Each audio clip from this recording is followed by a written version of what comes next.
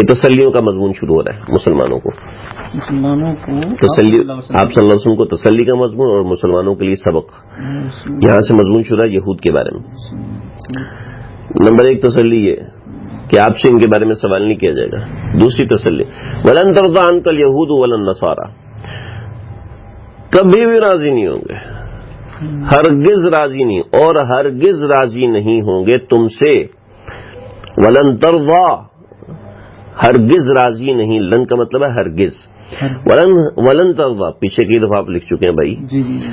عنک الیہود، آپ سے یہود، اور ولن نصارہ، اور نہ ہی نصرانی، حتی تتبع ملتہم، یہاں تک کہ آپ ان کے مذہب کی پیروی نہ کر لیں. تتبعہم پیچھے چلنا، آپ ان کے مذہب کے پیچھے نہ چلنے لگے، پیروی نہ کریں. قل آپ کہیے ان ہدا، حقیقی ہدایت، بے شک ہدایت کا ترجمہ نہیں کریں گے یہاں پر. ان ہدا حقیقی ہدایت،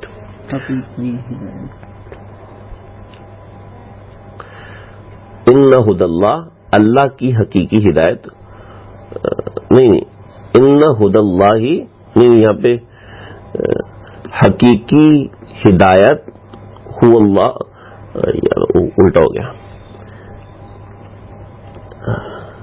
قل آپ کہیے ہدى اللہ، اللہ کی ہدایت، هو الہدا، وہی ہدایت ہے حقیقی. ٹھیک ہے. انا کا جو عمل ہے وہ هو الہدا سے پہلے آئے گا. ٹھیک ہے. قل آپ کہیے ہدى اللہ، اللہ کی ہدایت، هو الہدا، وہی حقیقی ہدایت ہے. انا کا ترجمہ ہم یہاں پہ هو الہدا سے پہلے لگائیں گے. سمجھ رہے میری بات؟ یہ بہت سے مواقع میں ایسے آئے گا، بہت سے مواقع میں. پیچھے ایک موقع گزرا، میں نے اس کو چھوڑ دیا تھا کیونکہ وہ بہت لمبی بات تھی، سمجھ نہیں آئے گی. اور پھر اللہ نے کیا زبردست رخ پھیرا. وَلَئِنِ اتَّبَعْتَ أَهْوَاءَهُمْ، اگر آپ ان کی ہوا کے پیچھے چلیں گے.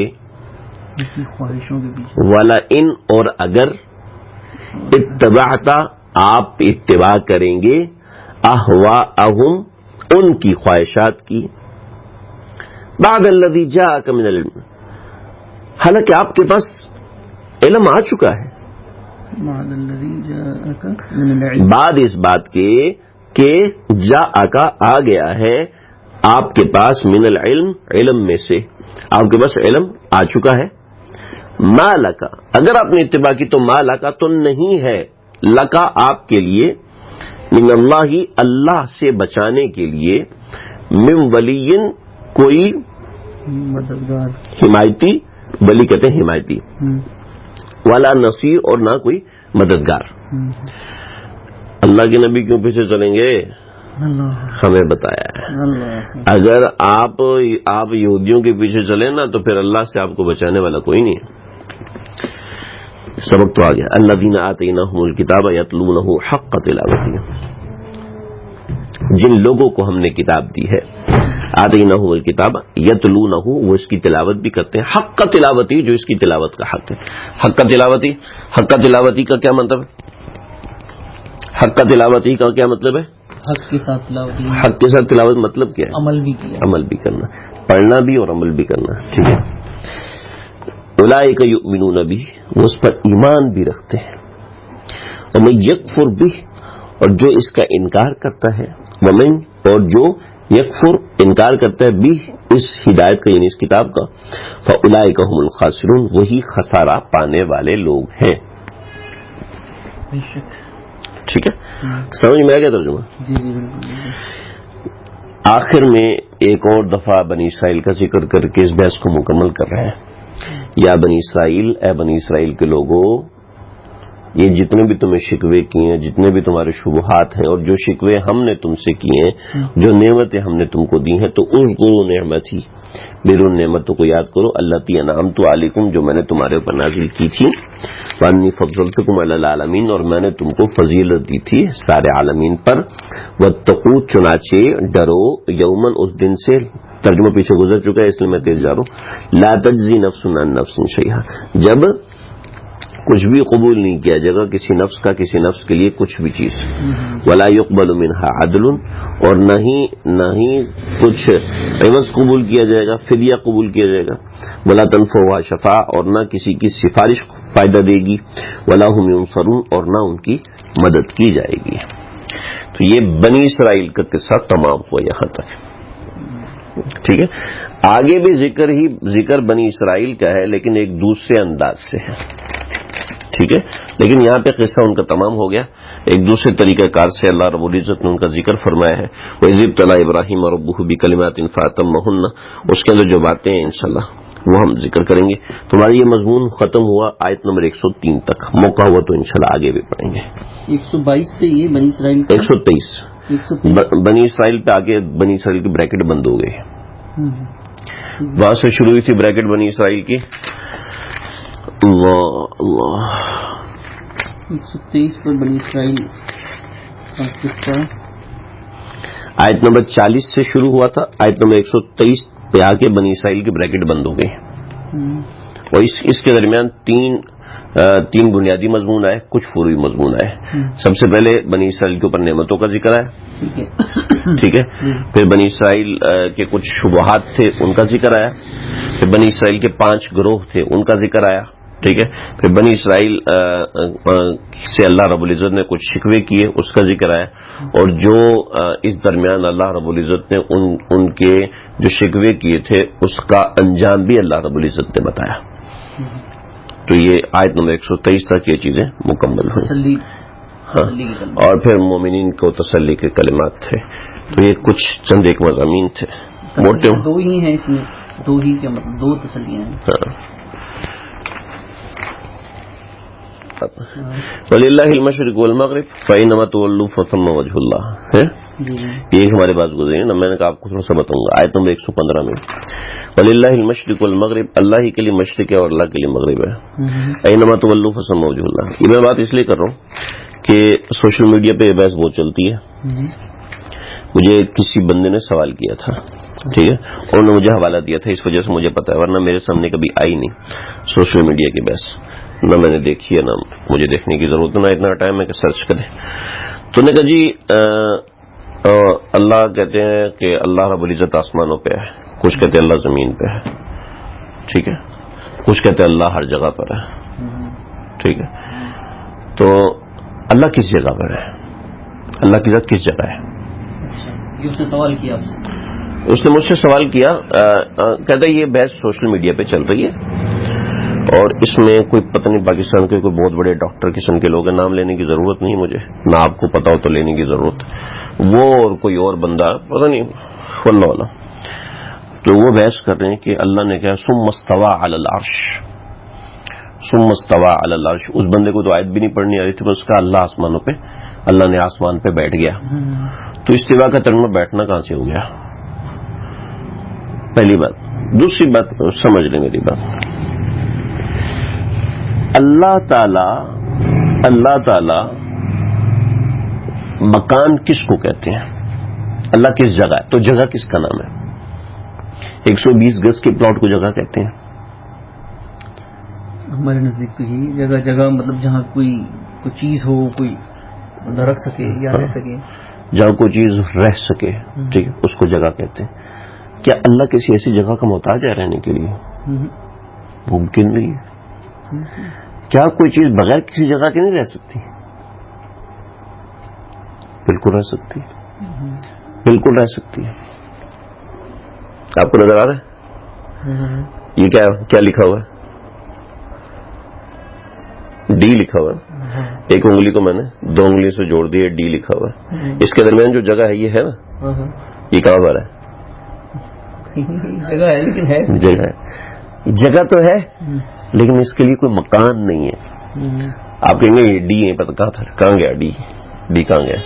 ڈی کے درمیان جو خالی جگہ تھی وہ کہاں گئی؟ یعنی بہت سی چیزیں ایسی ہیں جو جگہ کے بغیر رہ سکتی ہیں، یعنی اس جگہ کے بغیر جس کو ہم جگہ سمجھتے ہیں. اپنی سوچ کے لحاظ سے یہ بھی تو جگہ ہے، یہ بھی جگہ ہے. اللہ ہر جگہ ہے. نعوذ باللہ من ذلک، اللہ یہاں بھی ہے، نعوذ باللہ نہیں. اور بھی کچھ فوش قسم کی مثالیں ہو سکتی ہیں، لیکن سمجھیں اللہ رہنے میں کسی جگہ کا محتاج نہیں ہے. سمجھ رہے؟ پین کا ڈھکن میری جیب میرے ہاتھ میں ہے, ٹھیک ہے, اس پین کے ڈھکن کے سب جگہ پر میں ہوں نا, بالکل ٹھیک ہے, اور پین کا سارا ڈھکن میرے ہاتھ میں ہے, لیکن میرا ہاتھ ہر جگہ ہے. اس ڈھکن کے لیے تو ہر جگہ ہے, اس ڈھکن کے لیے ہر جگہ ہے, لیکن آپ کے لیے ہر جگہ نہیں ہے, کیونکہ آپ کے لیے میرا ہاتھ جو ہے وہ اتنا بڑا نہیں ہے کہ آپ میری مٹھی میں پورے آ جائیں گے. دوسرے بیوی کی مٹھی میں آتا ہے بندہ پورا. یہ ماشاءاللہ بڑی پیاری مثال دی ہے. تو یہ چیز ہے کہ اللہ کی مٹھی میں ہر چیز. قبضتہ یوم القیامت والسماوات مطویات بیمینہ سبحان والسماوات والارض قبضتہ یوم القیامت والسماوات بیمینہ سبحانہ وتعالی عما یشرکون, کہ اللہ کی تمام چیزیں اللہ کی مٹھی میں ہیں. تو اب ہم یہ نہیں کہہ سکتے اللہ صرف عرش پر ہے. ثم استوى, ہاں اللہ کا ایک رخ کسی نے بتا دیا, چنانچہ قرآن میں رخ ہے اینما تولوا فثم وجه اللہ, جدھر بھی منہ کرو گے اللہ کو پاؤ گے. مٹھی میں چیز آئی سمجھ لو, ہم جہاں بھی رخ کریں گے اللہ وہیں پر ہے. لیکن اللہ نے ایک ڈائریکشن دے دی کعبہ کی طرف منہ کر کے نماز پڑھنی ہے. ایسے ہی ثم استوى علی العرش, اللہ نے آسمان عرش پہ قرار پکڑا, ٹھیک ہے. تو اس کی ایک وضاحت ہے. نبی کریم صلی اللہ علیہ وسلم کے پاس ایک صحابی, یا رسول اللہ میں نے اپنی لونڈی کو بہت مارا ہے, مجھے پتا چلا کہ وہ مسلمان ہے, لیکن اب میں تصدیق نہیں کر سکتا کہ مسلمان ہے یا کافرہ ہے, تو مجھے کیا کرنا چاہیے؟ تو آپ نے فرمایا کہ بلاؤ اس کو. لونڈی آئی, آپ نے فرمایا کہ این اللہ, تو اس نے آسمان کی طرف کہنا من انا, میں کون ہوں؟ کہا انت رسول اللہ, آپ اللہ کے رسول ہیں. کہتے ہیں این اللہ, اللہ کا ہے. تو فاشار الی السماء, اس نے آسمان کی طرف اشارہ کیا, اوپر ہے. تو آپ نے فرمایا کہ یہ مسلمان ہے, اس کو آزاد کر دو. تو این اللہ, اینا کا جو سوال اللہ کے نبی صلی اللہ علیہ وسلم نے کیا ہے, تو اس کا مطلب کس جگہ اللہ کس جگہ ہے.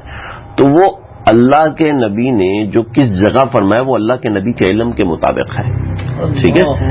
اور اللہ کے نبی کے علم کا احاطہ پوری مخلوق نہیں کر سکتی, ٹھیک ہے.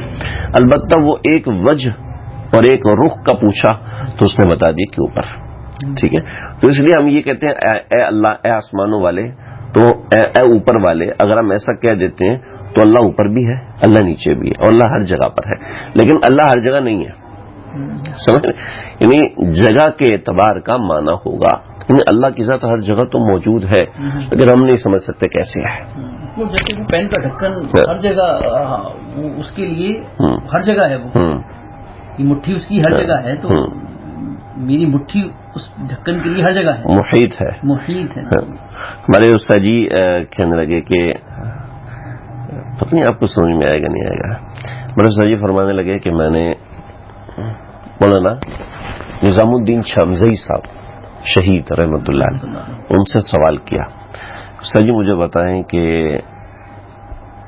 کہتے ہیں کہ اللہ عرش پر ہے, ٹھیک ہے, اور واللہ بکل شیء محیط, اللہ نے ہر چیز کو گھیرا ہوا ہے. تو آسمانوں کو بھی گھیرا ہوا ہے, عرش کو بھی گھیرا ہوا ہے, ٹھیک ہے. جب اللہ نے عرش کو گھیرا ہوا ہے, اس کے اوپر کیسے ہیں, اس کے اوپر کیسے ہیں, ٹھیک ہے, ایک اشکال ہے. جب عرش کو گھیرا ہوا ہے تو اس کے اوپر کیسے ہیں؟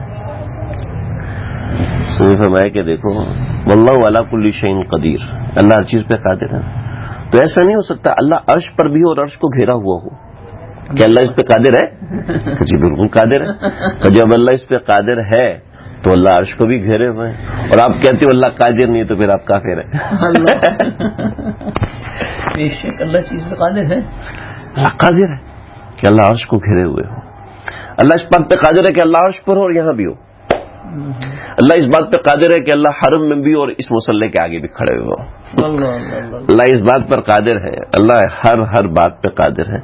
کیسے ہیں ہمیں نہیں پتا, ہم ہاتھ جوڑ کے کھڑے ہیں, اللہ جی بس آپ قادر ہیں, ہمیں یہ پتا ہے.